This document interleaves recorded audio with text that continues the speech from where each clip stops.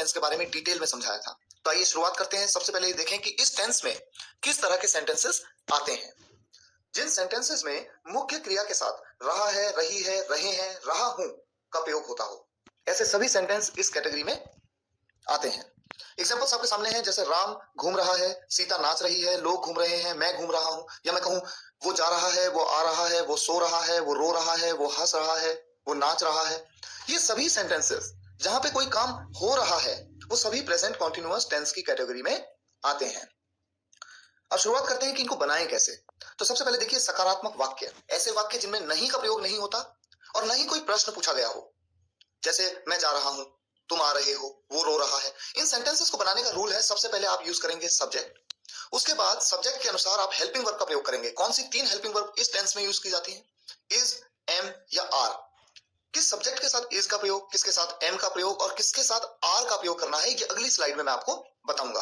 फिलहाल आप ये जान लें कि हेल्पिंग वर्ब के प्रयोग के बाद आप वर्ब की फर्स्ट फॉर्म का प्रयोग करेंगे।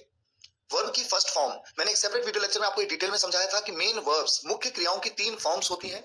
यहां पर आप फर्स्ट फॉर्म का यूज करेंगे, उसके बाद आईएनजी का प्रयोग साथ में और फिर ऑब्जेक्ट के बारे में बताएंगे। अब देखिए सब्जेक्ट के अनुसार हेल्पिंग वर्ब का प्रयोग किस तरह से किया जाना है। थर्ड पर्सन सिंगुलर सब्जेक्ट के साथ इज का प्रयोग, फर्स्ट पर्सन सिंगुलर सब्जेक्ट यानी आई के साथ एम का प्रयोग और बाकी सभी सब्जेक्ट्स के साथ में आर का प्रयोग किया जाता है। First person, second person, third person के सिंगुलर प्लूरल के बारे में एक सेपरेट वीडियो लेक्चर में मैंने आपको बताया है। अगर आपको ना पता हो तो उस वीडियो लेक्चर के माध्यम से इस कॉन्सेप्ट को पहले समझ लीजिए। अब देखिए सेंटेंसेस आपके सामने है। राम घर जा रहा है, यहां पर सब्जेक्ट है राम।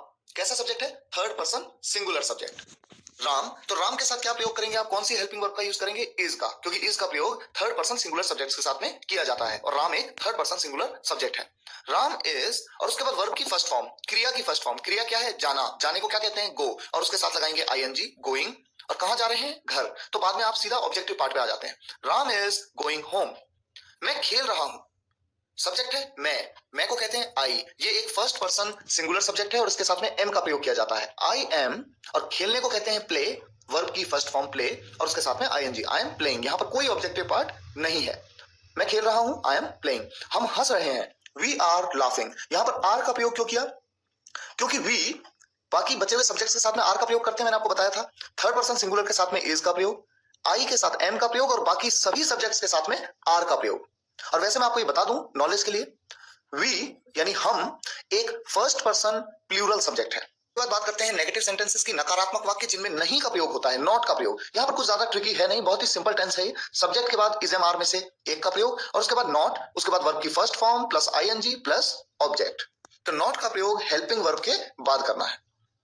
एग्जाम्पल देखिए आपके सामने है। राम घर नहीं जा रहा है, Ram is not going home. मैं खेल नहीं रहा हूं, आई एम नॉट प्लेइंग। हम हंस नहीं रहे हैं, या मैं कहूं हम नहीं हंस रहे हैं, वी। अब बात करते हैं इंटरोगेटिव सेंटेंसेस की, प्रश्नवाचक वाक्य। तो यहां पर देखिए प्रश्नवाचक वाक्यों में सबसे पहले डब्ल्यूएच फैमिली का प्रयोग, उसके बाद हेल्पिंग वर्ब इज, एम या फिर आर, उसके बाद सब्जेक्ट और उसके बाद नॉट। मैंने ब्रैकेट में नॉट को लिखा है क्योंकि अगर सेंटेंस में नहीं का प्रयोग होगा तो आप नॉट का यूज करेंगे और नहीं होगा तो आप नहीं करेंगे। लेकिन ये ध्यान रहे कि जब भी किसी प्रश्नवाचक वाक्य में नॉट का प्रयोग होता है तो वो हमेशा सब्जेक्ट के बाद यूज किया जाता है, तुरंत बाद। Subject plus not plus verb की first form plus ING plus object.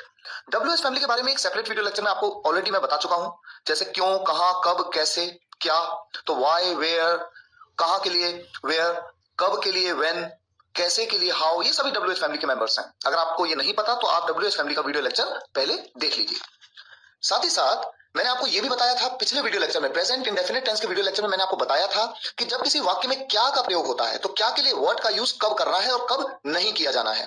तो आइए शुरुआत करते हैं कुछ इंटरोगेटिव सेंटेंसेस से। आपके सामने 2 सेंटेंस है, ये एक इंटरेस्टिंग पॉइंट है जैसा मैंने अभी जिक्र किया। सेंटेंस है क्या आप खेल रहे हो और दूसरा सेंटेंस है आप क्या खेल रहे हो। आप ध्यान देंगे कि दूसरे सेंटेंस में मैंने डब्ल्यूएच फैमिली का यूज किया।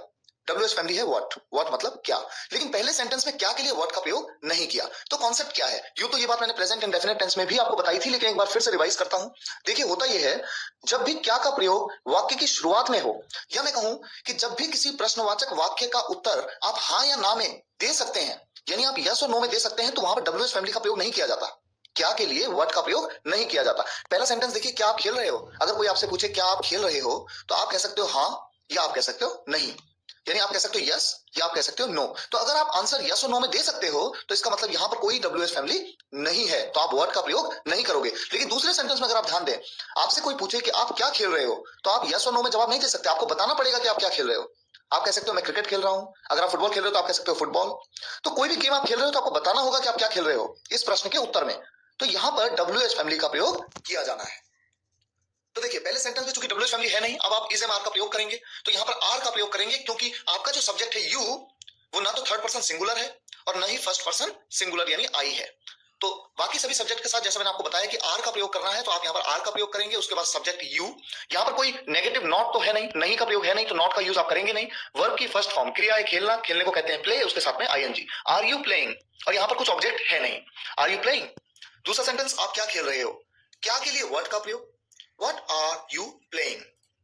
इसी तरह से कुछ और सेंटेंसेस हैं, देखिए क्या राम घर जा रहा है, इज राम गोइंग होम, क्या मैं खेल नहीं रहा हूं, एम आई नॉट प्लेइंग। यहां पर नहीं का प्रयोग किया तो नॉट का यूज आप करेंगे, और मैंने आपको बताया नॉट का प्रयोग हमेशा सब्जेक्ट के तुरंत बाद किया जाता है। एम आई नॉट प्लेइंग, हम हंस क्यों रहे हैं, व्हाई आर वी लाफिंग, वो कौन सा खेल खेल रही है, कौन सा खेल, विच गेम।